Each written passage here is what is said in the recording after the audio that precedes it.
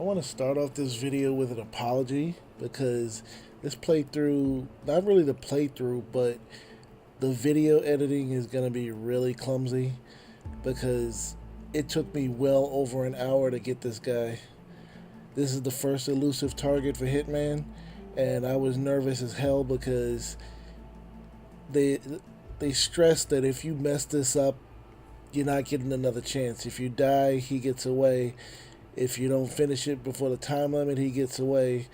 And so I was just thinking that I was gonna get all the way to right before I kill him and then just mess something up. The whole time I thought I was gonna mess something up. You see me reading the elusive target thing and I backed up for a second because I was like, oh shit, I'm gonna mess this up.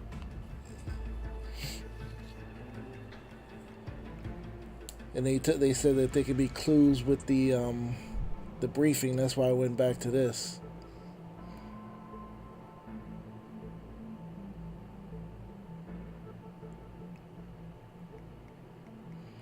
I'm gonna shut up for a second so you can hear Burnwood's briefing. Good afternoon, 47. The private apartment on the upper floor is your most likely location to acquire the target. Intelligence indicates he has a personal guard at public events, so plan accordingly. I started off just fine. I thought I was all cool and shit because the photo you have of the forger shows him clearly in the attic, and that is a hint. This video is more so just letting you know where you can go to find this guy than giving you like a perfect walkthrough of this elusive target, because this is much less than perfect. About the only parts I do really well are at the very beginning right here. A lot of people like to just go on the other end and shoot the console, but I do just the walk in and do it by hand. To be honest, there's only one instance where I would have been caught on camera, but I didn't want to take that chance. I could have avoided that even, but I had no idea where this mission was going to take me just because of the nature of it. So I was like, no, the camera's got to go.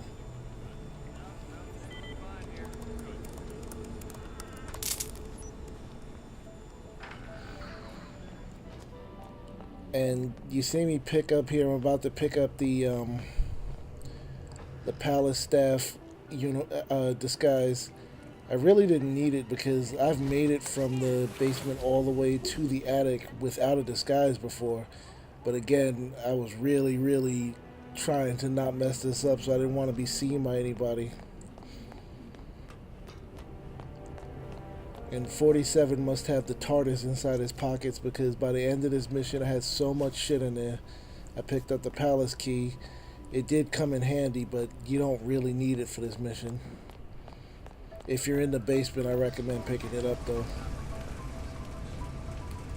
I was looking for the knife because, like I said, I picked up damn near everything that could be used as a weapon as I made my way through this mission.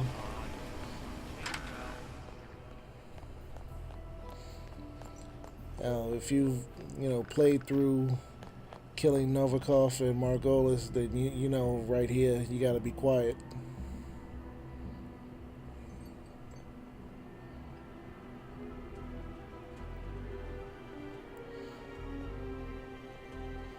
I also didn't want to take the chance that anybody finds any bodies.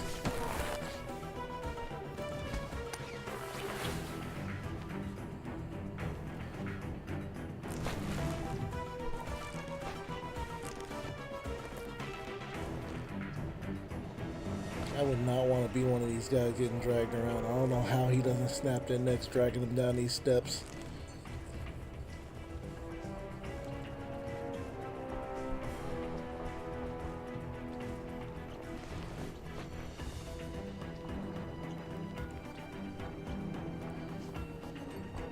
If you think this video is long, you should see the original. My capture card had to make 3 separate files because it took me well over an hour to finish this guy off. And I managed to cut it down to about 17 minutes.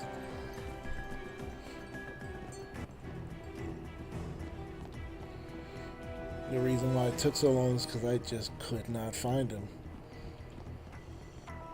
It's like I was positive he was in the attic, and to be honest, he, you know, not to spoil anything before you see it, but he kind of is. I just don't know that he really stays there or if he's just like patrolling through. Because I never really see him in there. I only see him exiting the attic. It's funny, I watched somebody else do this earlier today, and this was after I'd already done it myself, but I watched somebody else do it, and they actually walked right past him and missed him. So you really got to pay attention, because even though he's distinctive with that beard and everything, and wearing the blue shirt and the smock, he blends pretty well, and if you don't know what you're looking for, you can walk right past this guy.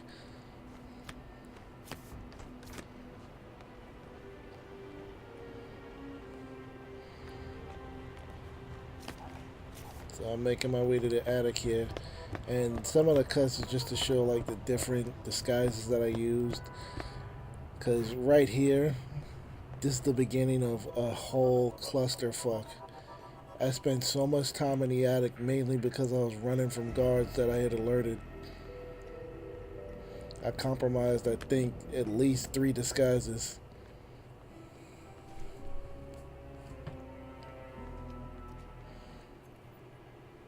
And this is the first time I actually see him.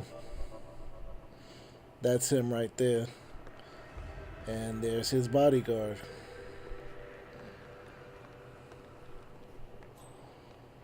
I almost got spotted by the regular guards that stay in the attic.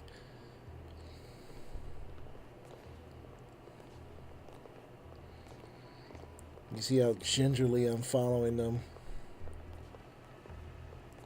I was scared to, you know, spook anybody, or I'm always worried that even though I've done this a million times, run through this whole building, that somebody's gonna notice me. What the?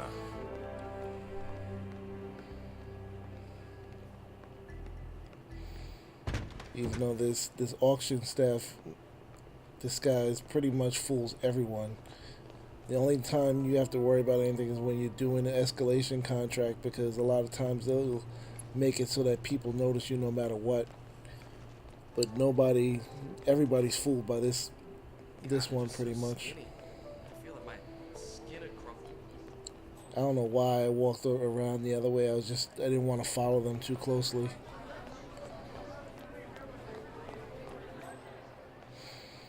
I swore that he was going to come over here and go into the apartment that the Sheik usually is in, but nope, he decided to go downstairs.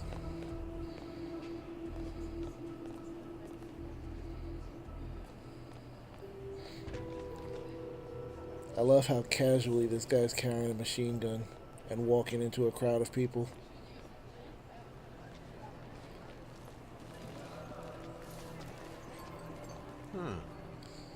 And then they just push through everybody.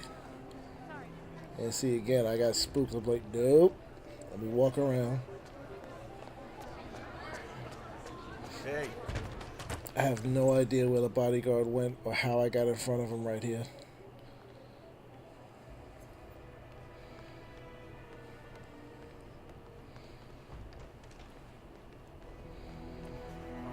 And this is a hint, because you'll notice the briefing says that he's a fan of Napoleon. He's staring at Napoleon. I didn't know that there was a picture of Napoleon there, because every time I come here, I just run through. But that's one of your biggest hints.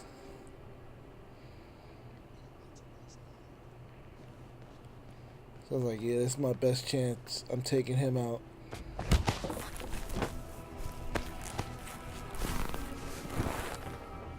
I was so mad right here. Because really, I could have been done.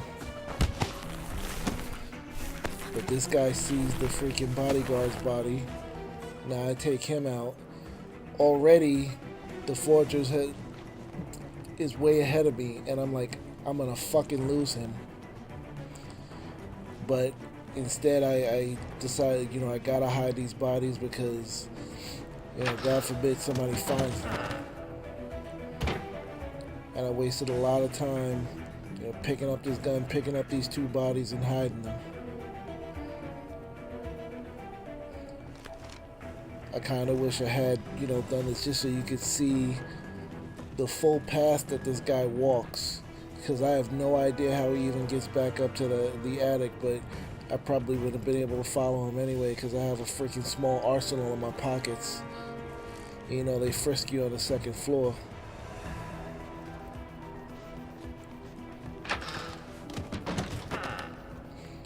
Here, that one I didn't care because there's nowhere to really hide that. Nobody other than that guard that I just dumped in there comes back there, and, you know, if they do find it, it's just a gun. They're just gonna pick it up and put it somewhere.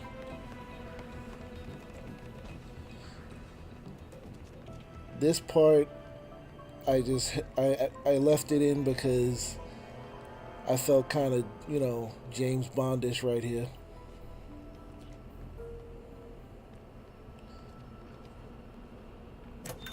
Because I was not very stealthy right here, but I still made it out without getting hurt. By this time, this is probably a good hour into my playthrough. I've been shot several times, but 47's still going.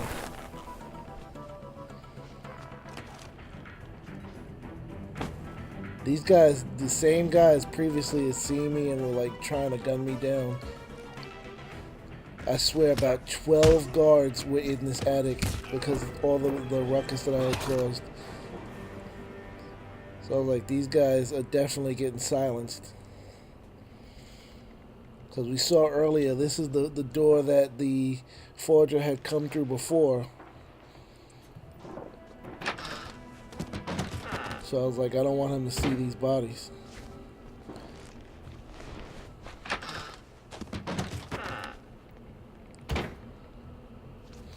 Again, the gun, I didn't even really have to do anything about it. It's just force of habit, trying to hide everything. Don't ask me why I have 3 hammers. I had up to 10 coins at one point. See that door open? He just walked through there. I didn't notice until after I walked out. If I hadn't gone through that door, I would have never found him probably.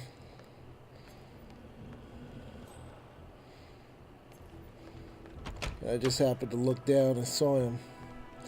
But now I'm in the bodyguard outfit, so that guy I can't pass. I was like, shit, I'm gonna lose him again.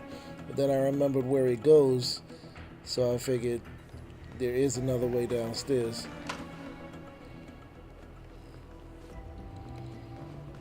Thank goodness it's only the guards on the second floor that I had to worry about, because this guy's staring at me like, what the hell is he doing?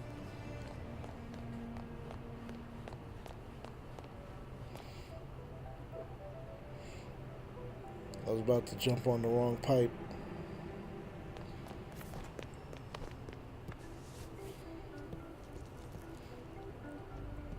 I'm about to get extraordinarily lucky. You'll see what I mean in just a moment.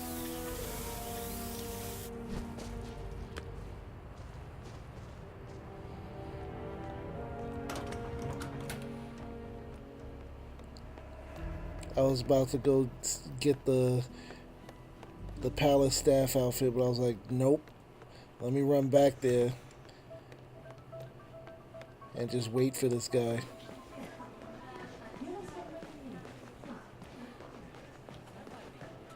Now, you see how long it took us to get to this point when I followed them? Watch this.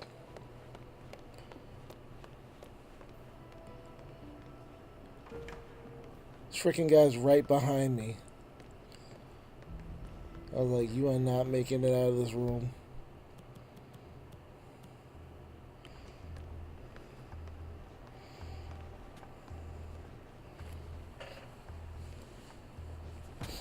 Now the funny part about this, you know, I'm finished with the mission now.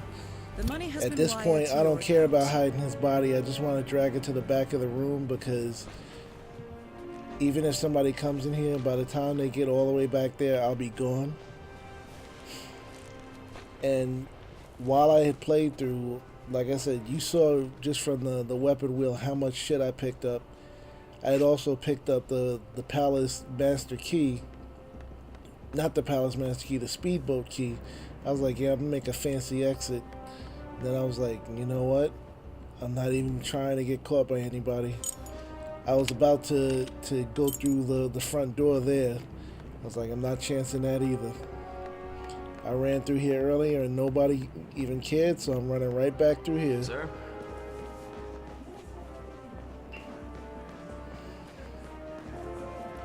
If I go downstairs, the only people I even have to remotely worry about are the cooks.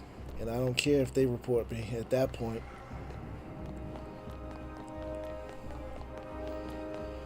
So there is an extra bonus for getting Silent Assassin on this, which another person I saw who did this got, but I did not get, as you saw earlier, because I got caught.